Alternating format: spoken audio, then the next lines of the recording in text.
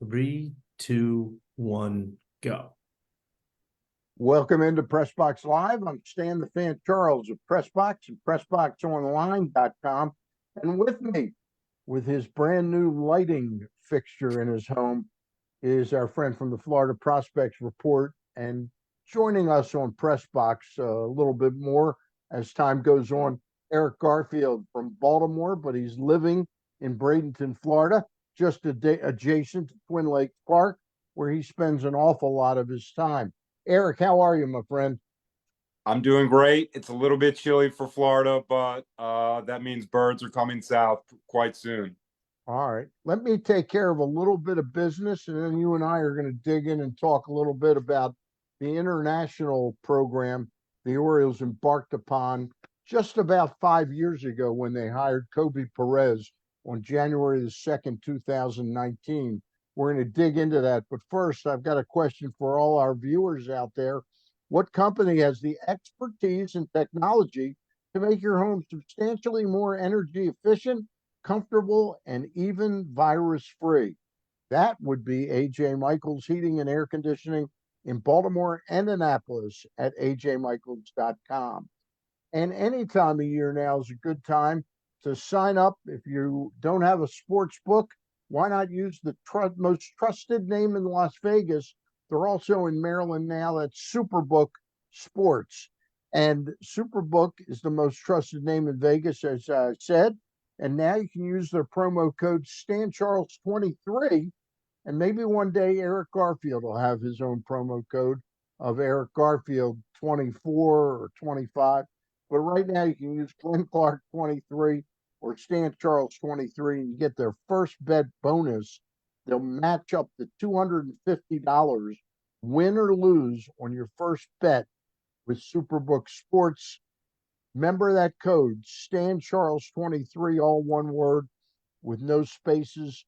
Visit superbook.com for terms and conditions. Gambling problem? Call 1-800-GAMBLER. And as I always say, a little bit later on in the show, we'll tell you a little bit about our friends at the Costas Inn, who've only been with us since the mid-90s. But Eric Garfield is with me, and he'll be joining me on a regular basis come the new year. And we're going to talk Orioles farm system.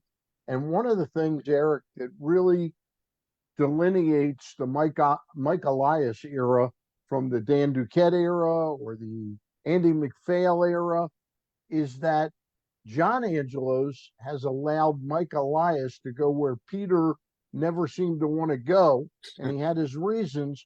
But we are one of the leading organizations now, I would say, even though it's in its infancy, 5 years, in the international market, predominantly Latin America.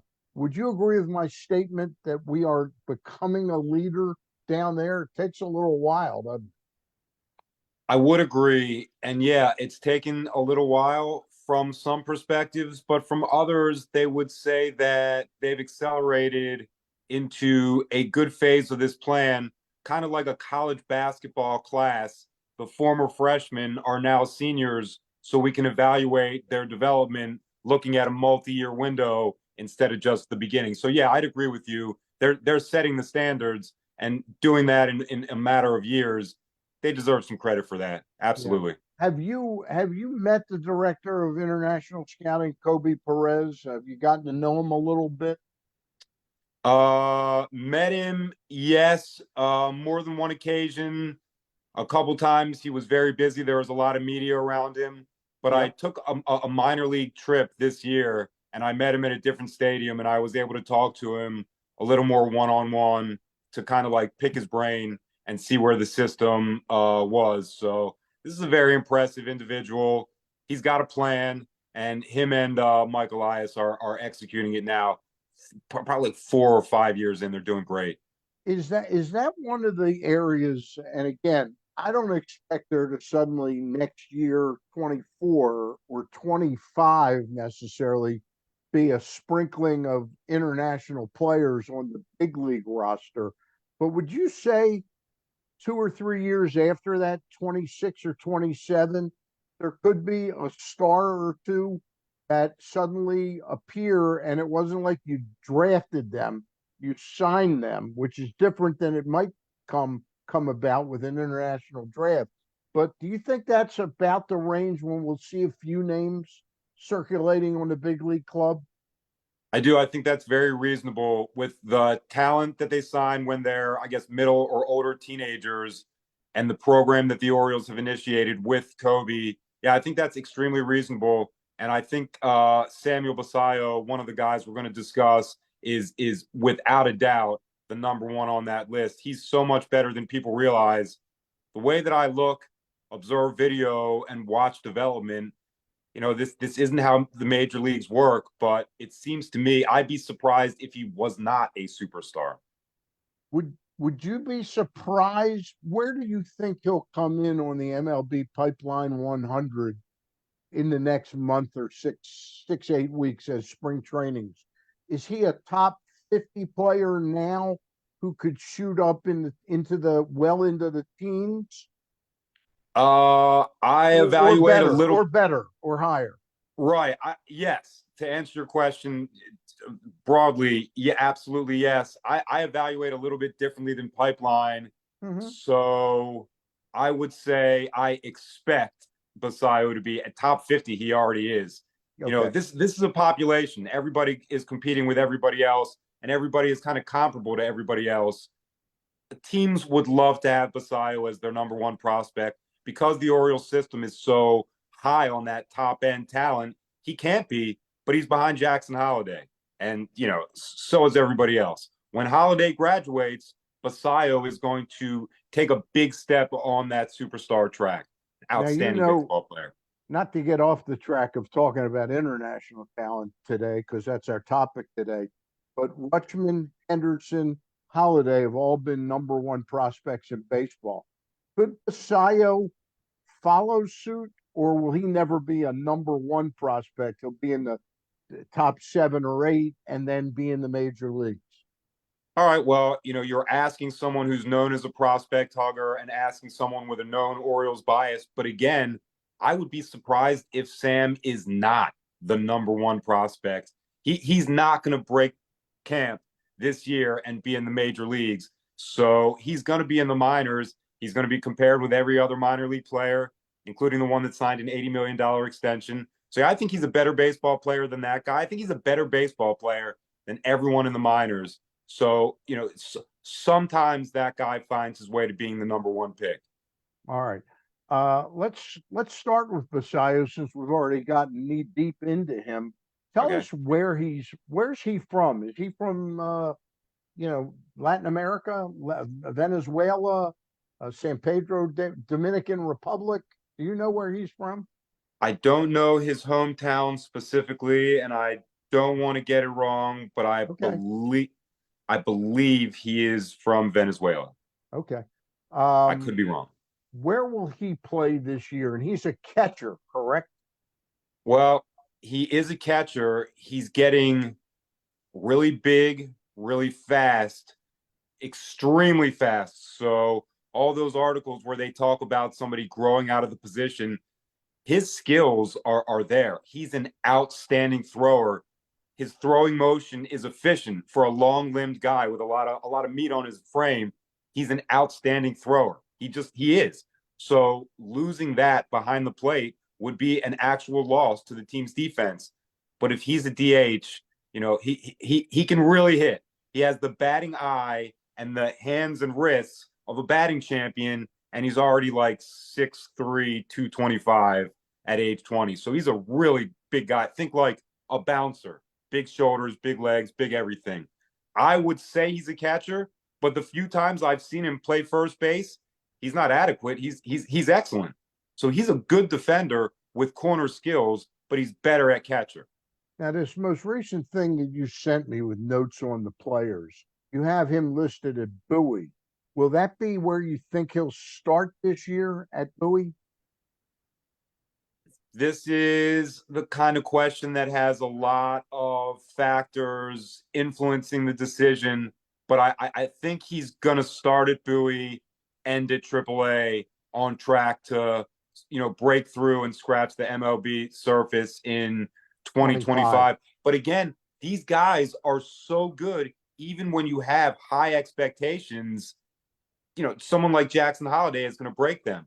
Samuel is the sign that the international program is working, because even if you have 30 maybes, he's the one yes that is showing himself right now. Where do you see him at the big league level? I know you said if he's a DH, you got a great DH for a long time, but is he a guy that could play first base or left field or catch, or do you think he ends up being DH only down the road? I don't know if he's got the lateral ability or the spatial type of athleticism to recognize a fly ball and go get it. But again, I don't even know if that's going to matter. He's so good at hitting. This is like an elite type hitter. Think Yordan Alvarez. That's the type of impact he could have in the middle of the lineup. So I'm a pro defensive guy, but if he's that good of a hitter, some of those questions are going to get pushed to the back because you want him batting third, fourth, or fifth. As you see him, is he a guy that will hit 30 plus home runs in the big leagues? Or you said he could win a batting title. Is he a better, just pure hitter that will hit in the gaps? Or do you think he's got out of the park power? Overall, I think his selling point is the total offensive package. When he goes through streaks where the ball's not bouncing off the warning track or over the fence, that's when he's going to get his little bleeders and go 3 for 5 with 3 singles instead of extra base hits. So that one, I'm going to say, I don't know. From what I've seen, I trust his contact ability more than anything else. So again, we'll see if he shatters my already extremely high expectations. All right, I'm going to pose it to you. Who do you want to talk about next? Because I know that Basayo is your guy. I mean, that's the guy you bank on. But you wrote this piece. You got about 10 prospects that you think are really good in the system. So who else do you want to talk about? Okay, so Sam is a catcher who's carried that high pedigree, high price tag throughout every part of the process. And like I said, we can point to him as a sign of the system's success. There's another catcher who's not like that, who's not been known on the prospect or international talent scene for a few years. But you're talking about Anudis Mordon? Yep, his name is Anudis Mordon, and he came with mild expectations last year. He came to the United States, started playing in the rookie league in Sarasota, and he just burst out of the scene. So much power, so much intelligence during at bats. You don't see guys work walks in the rookie league or try to get on base so someone else behind them can hit. These are the lessons that come with years. This guy hit high exit velocities kind of out of nowhere. So he's another player that's really going to impact the lower rungs of the minor leagues and kind of already has before anyone was ready for it. Is he a catcher that can stay a catcher? That is a different question. I don't know if his throwing capabilities and his positioning are where the Orioles minor league catching standards are. I know Coach Jamie Johnson is working with him all the time. I've checked in on their all season to see what they're doing. I don't know. This guy, what you asked before, he might be just the all power DH type if he's not going to be able to throw people out from behind the plate. It's not a matter of framing or blocking. It's a matter of throwing. If he can't do it, he's going to find another position. But when he got to low A last year in Delmarva, they played him a lot at first base. Okay. I noticed you put the slash down. He hit 281 last year at Delmarva, right? At Delmarva? No, the numbers I put up were overall. I think he actually hit higher than that at Delmarva. So okay, but for the season, he hit 281 with a 392 on base percentage and a 523 slug. Yep. That's over 900 OPS. Yep. And he's 19 years old. Yeah, and again, like he was expected to be a hitter, but nobody saw that coming. Nobody, not even him. He told me, I'm going to handle myself pretty well when I get to Sarasota, but I guess it's the low minors of the rookie league, so some people don't prioritize it or even notice it. But again, that's another way to measure success. Even the guys with the $10,000 bonus or the $15,000 bonus are not zeros. They're coming ready to contribute. So the system, high end and low end, is bringing talent. Do you have the numbers in front of you? You mentioned that he's continuing to reduce his K rate. What his strikeout to walks were last year combined wherever he played? I do not, because my phone is recording me right now. Okay, we'll work on that. We'll work on that. Uh, let's talk pitching. Who's Okay. a prime prospect pitching wise? Well, we'll start with a lefty who was, this is another way to look at the system success, finding values where other teams kind of missed out. So we've got a lefty named Luis De Leon who throws hard and can really locate. He costs $10,000. The people that have gotten in touch with me once he started putting together positive appearances are cross checkers from other teams. So mad. One guy sent me a screenshot. I'm not comfortable saying with what team, but a Okay, screenshot he sent to his boss that said this guy's going to cost less than $15,000 and be something. And his boss ignored him. The Orioles got him. So okay. Luis he's De an Leon. outstanding player. Tell me, will he play at Delmarva this year? I expect him to start at Delmarva, and I also expect him to be whatever their version of a number one starter is, and move. I want to say before the All-Star break, he'll be at Aberdeen. Is he a high velocity guy or a pitcher? You know, somebody who finesses you. He can hit 97, but because they're trying to get him to last 4 innings or 5 innings, he doesn't sit 97. And I would not recommend putting him into the bullpen. He has enough lefty stuff to strike guys out with a varied arsenal more than one time through the lineup. And body type, is he a guy that's going to grow into a bigger body? You know, in other words, or is he filled out at the age of 20? Is he kind of filled out? I would think he's got another 20, 25 pounds to put on and more meat on his bones. I would say from what I've seen, he is not calorically deficient. He's going to grow. He's going to have more shoulders and more biceps over the next 50 months, and it might help his arsenal. But this guy, he can already pitch, and he knows he's good. And the Orioles know that they've got a unique value with De Leon. One of the things that I always try to check in the offseason is how guys are working out. So De Leon is playing for a team, but they have an outstanding weight room. So he's lifting weights every morning before he pitches. He'll come back to Sarasota in considerably better shape than when he left. Quick question aside from international players. Yep. Is this a guy that Chris Holt will now get to know Yep. much better than he would have if he's at the major league level as the pitching coach? Yep.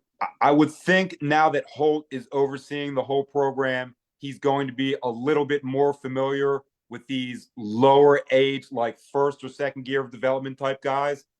But De Leon is good. I'm going to bet that Holt has seen, if he hasn't seen him in person, he's seen some very impressive footage that he's put up. Okay. You got another couple pitchers to give us? Absolutely.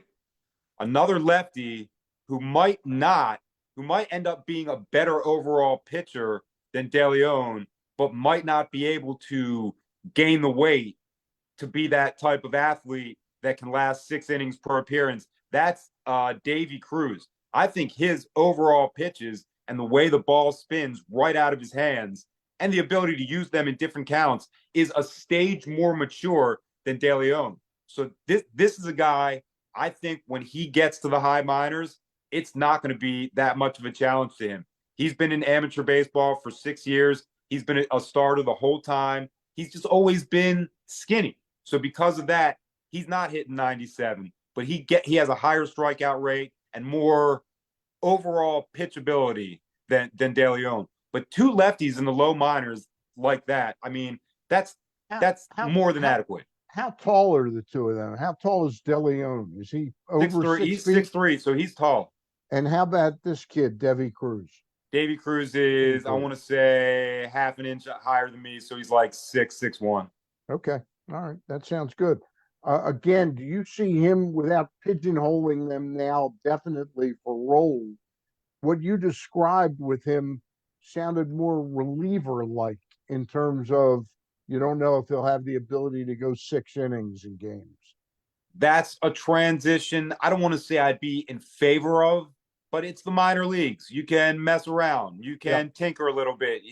Of his 40 appearances, 20 can be starting and 20 can be relief. So I would be in favor of trying that out, seeing if you can get him to max out a little bit more for 3 outs instead of 12 to 15.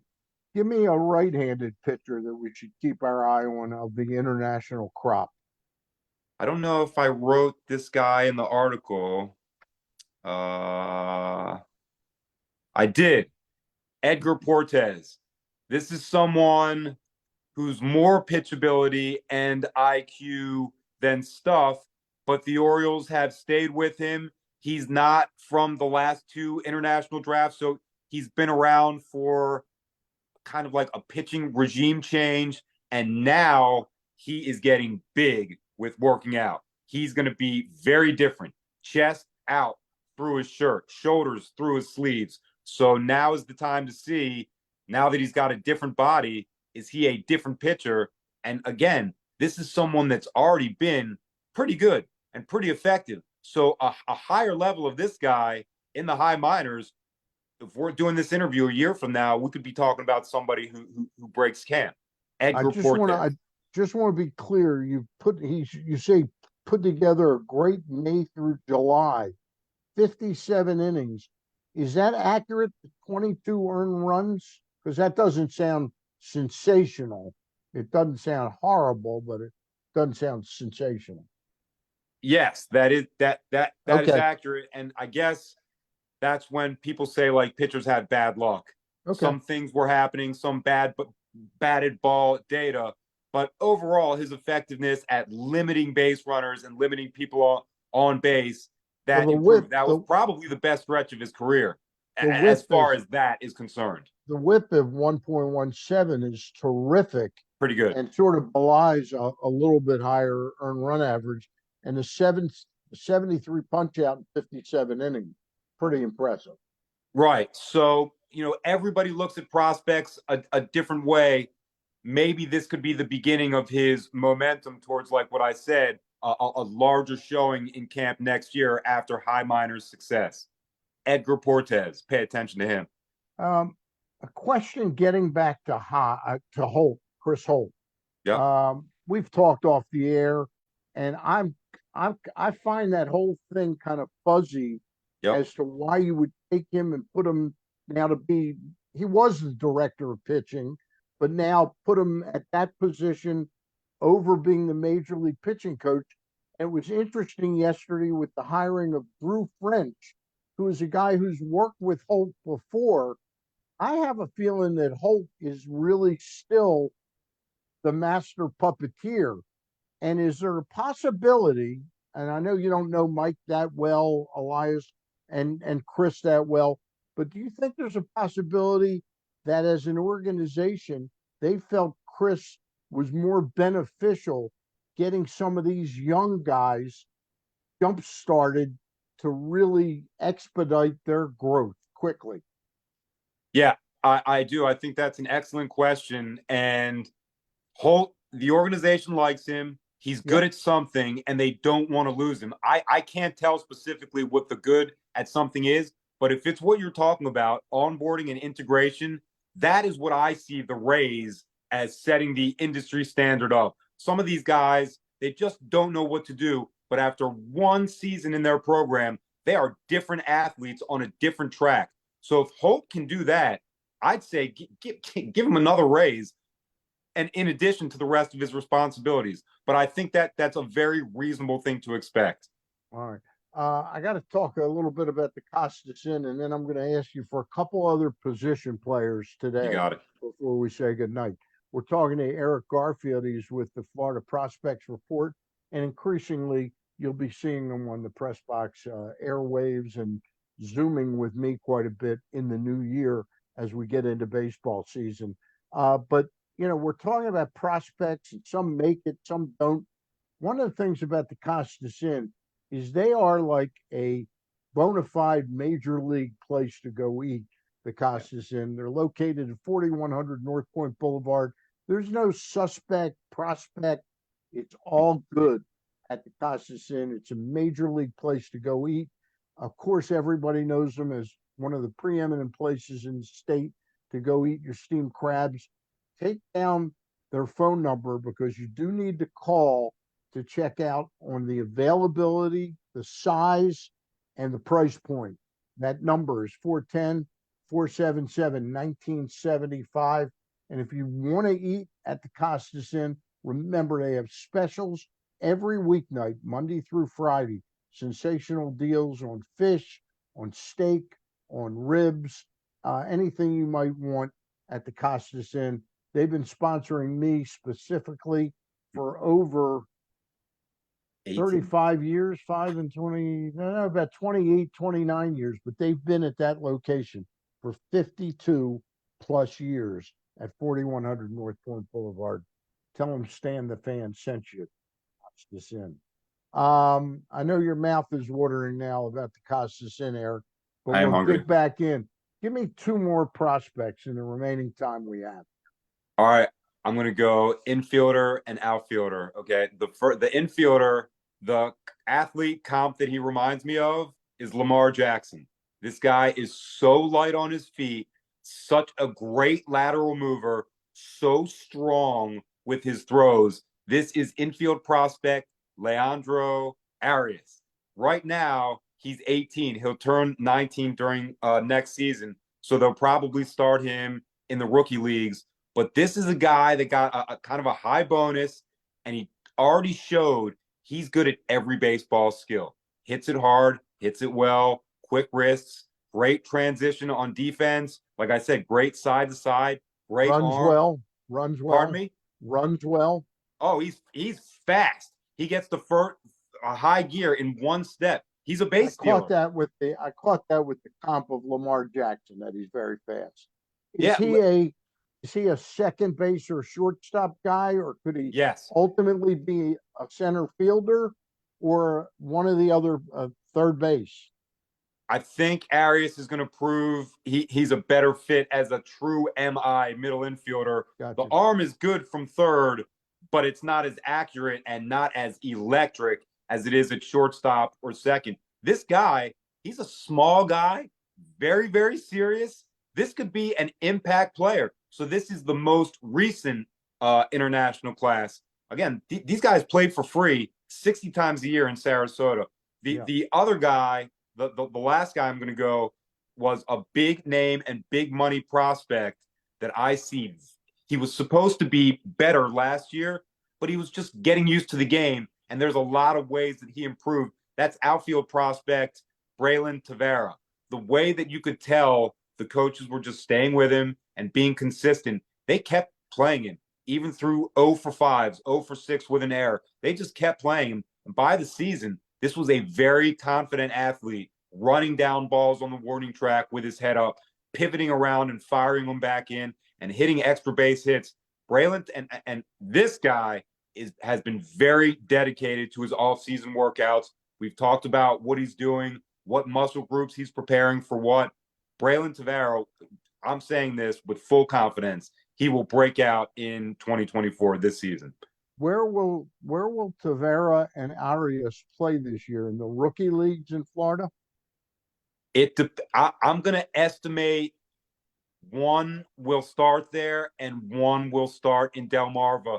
This is a question that has to do with more who's pushing them up from below. And, we're not there yet. I'm going to get all that information very, very quickly. But right now, I don't have all of it. So I'm just going to guess Arias, Rookie League, Tavera, Delmarva.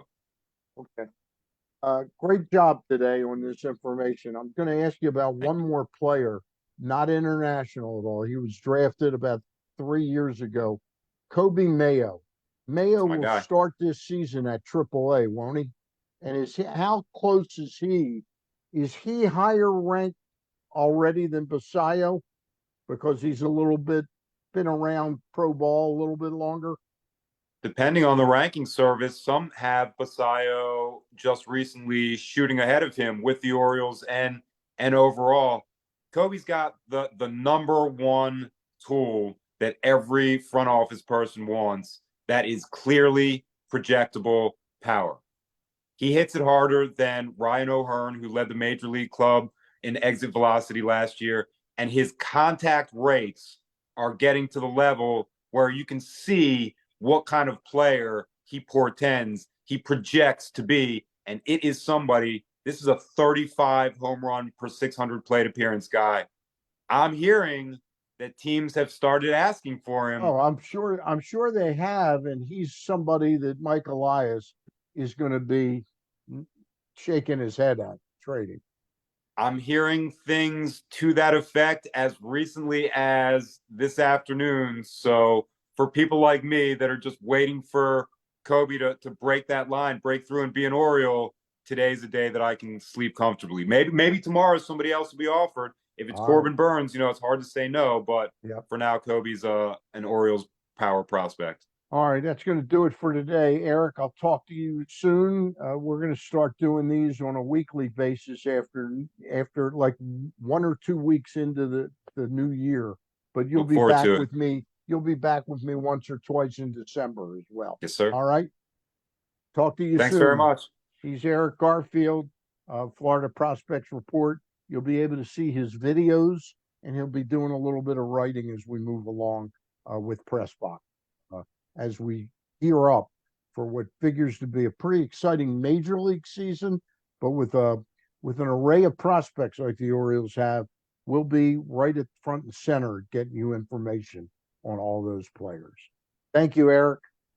Thank you. All right. We also thank our sponsors, AJ Michaels Heating and Air Conditioning, Superbook Sports, and of course the Costas Inn.